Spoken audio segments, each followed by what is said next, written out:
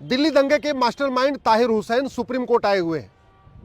ताहिर हुसैन को district court से जमानत नहीं मिली, हाई कोर्ट गए, हाई कोर्ट ने जमानत नहीं दिया तो सुप्रीम कोर्ट आ गए। और जब सुप्रीम कोर्ट में जमानत की मांग कर रहे थे तो सुप्रीम कोर्ट ने एक बहुत ही महत्वपूर्ण टिप्पणी किया। माननीय सुप्रीम कोर्ट ने कहा, जिन लोगों के खिलाफ गंभीर मामलों में चार्ज फ्रेम हो गए हैं, कम से कम उनके चुनाव लड़ने पे प्रतिबंध लगना चाहिए। अभी ये मौखिक टिप्पणी है, ऑर्डर में नहीं आई है, लेकिन माननीय सुप्रीम कोर्ट ने ये कहा है कि कम से कम जिनके खिलाफ गंभीर मामलों में चार्ज फ्रेम हो गया हो, उनके चुनाव लड़ने पर रोक लगनी चाहिए। आपराधिक कानून में कई स्टेजेस होते हैं। जैसे सबसे पहले किसी खिलाफ शिकायत होती है, उस शिकायत की जांच करने के बाद एफआईआर दर्ज होती है, एफआईआर दर्ज करने के बाद जांच होती है, जांच पूरी होने के बाद चार्जशीट बनती है, फिर पुलिस चार्जशीट फाइल करती है। चलो एक बार मान लेते हैं कि राजनीतिक कारणों से शिकायत भी हो गई, राजनीतिक कारणों से झूठी एफआईआर भी हो गई, राजनीतिक कारणों से झूठी जांच भी हो गई, राजनीतिक कारणों से झूठी चार्जशीट भी फाइल हो गई। लेकिन उसके बाद की जो स्टेज आती है उस पर बाकायदा बहस होती है और जो डिस्ट्रिक्ट कोर्ट के जज हैं अपना बाकायदा वो माइंड भी अप्लाई करते हैं। उसको कहते हैं चार्ज फ्रेम होना।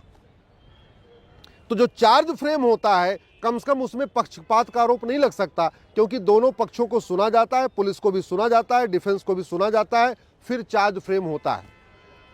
और इसीलिए मैंने 2020 में एक पीआईएल फाइल किया था कि जिन लोगों के खिलाफ हत्या, बलात्कार, दंगा, भ्रष्टाचार, कालाधन, हवाला, ऐसे गंभीर मामलों में चार्ज फ्रेम हो चुका है, उनके चुनाव लड़ने पे प्रतिबंध लगना चाहिए।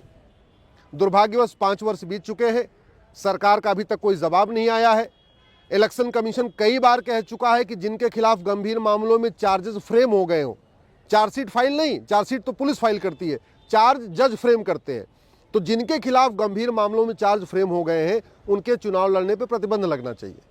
लॉ कमीशन ऑफ इंडिया कह चुका है, सुप्रीम कोर्ट के बहुत सारे रिटायर्ड जजेज इस बात को कह चुके हैं, बहुत सारे संविधान विशेषज्ञ इस बात को कह चुके हैं कि जिनके खिलाफ गंभीर मामलों में चार्ज फ्रेम हो जाए, कम से कम उनके चुनाव लड़ने पर प्रतिबंध लगना चाहिए।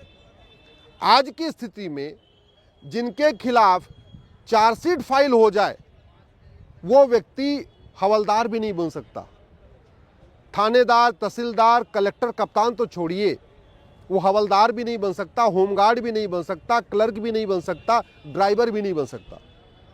लेकिन वो व्यक्ति चुनाव लड़ के सांसद, विधायक बन सकता है, मंत्री बन सकता है। दुर्भाग्य देखिए, कानून कितने घटिया हैं और कानूनों में बदलाव आज तक किया नहीं गया है। 1951 वाला रिप्रेजेंटेशन ऑफ पीपल एक्ट आज भी चल रहा है और नतीजा ये है कि उसमें ऐसी कोई कंडीशन नहीं डाली कि कौन चुनाव लड़ पाएगा, कौन चुनाव नहीं लड़ पाएगा। मेरी पीआईएल पेंडिंग है।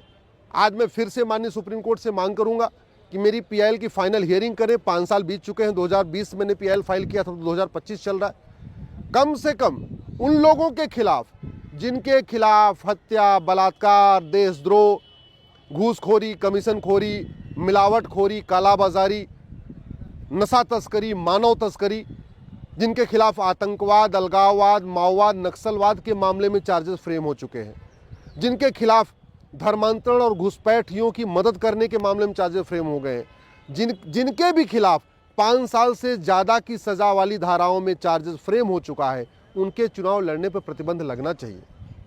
चुनाव लड़ना कोई फंडामेंटल राइट नहीं है कि जेल में बैठे बैठे चुनाव लड़ेंगे। और हद यह है कि ताहिर हुसैन नामांकन फाइल कर चुके हैं, अब वो कह रहे हैं, सुप्रीम कोर्ट आए हैं, कह रहे हैं हमको जमानत दे दो, हम चुनाव प्रचार भी करेंगे। राइट टू कंटेस्ट, चुनाव लड़ना फंडामेंटल राइट नहीं है। राइट टू कैंपेन, चुनाव प्रचार करना भी फंडामेंटल राइट नहीं है। इसके बावजूद चले आ रहे हैं सुप्रीम कोर्ट में, और उसका कारण यह है कि कई बार लोगों को इसलिए छूट मिल चुकी है।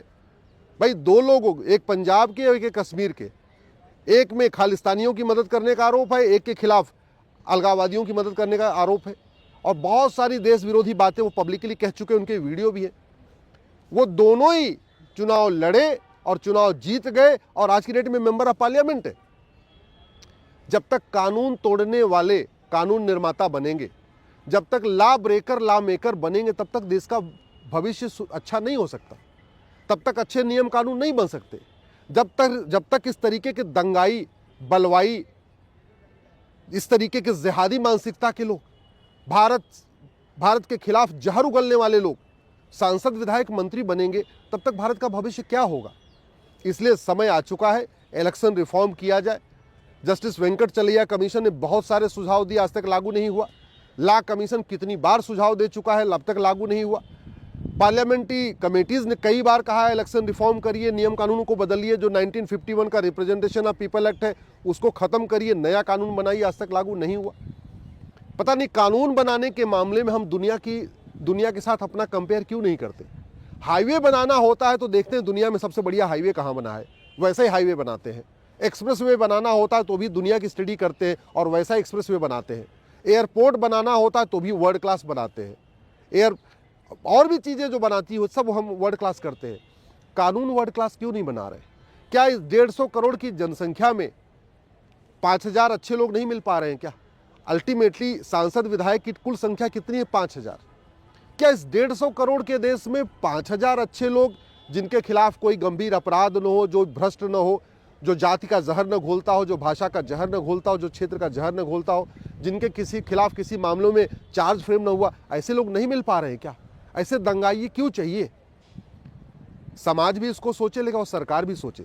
मैं सरकार से निवेदन करता हूं, अब समय आ चुका है, चुनाव लड़ने के लिए मिनिमम क्वालिफिकेशन सेट करिए, चुनाव लड़ने के लिए मैक्सिमम एज लिमिट सेट करिए, चुनाव लड़ने में कंडीशन डालिए कि जिनके खिलाफ चार्जेस फ्रेम हो गए चुनाव नहीं लड़ पाएंगे। जो लोग सजा याफ्ता हैं उनके पार्टी बनाने, पार्टी पदाधिकारी बनने पर आजीवन प्रतिबंध लगाइए। सोचिए कानून कितना सड़ा हुआ है कि चुनाव, जिनके खिलाफ चार्जेस फ्रेम हो गया उनके चुनाव लड़ने पर कोई रोक ही नहीं है। इवन 2 साल तक की जिसकी सजा हो जाती है उसके चुनाव लड़ने पर रोक नहीं है। किसी व्यक्ति को 2 दिन की सजा हो जाए ना तो वो तुरंत उसको सस्पेंड, टर्मिनेट कर दिया जाएगा नौकरी से, चाहे वो हवलदार हो, चाहे वो थानेदार हो, चाहे वो पेशकार हो, चाहे वो कलेक्टर हो, कप्तान हो, प्रोफेसर हो, डॉक्टर हो, इंजीनियर हो, कोई भी व्यक्ति हो।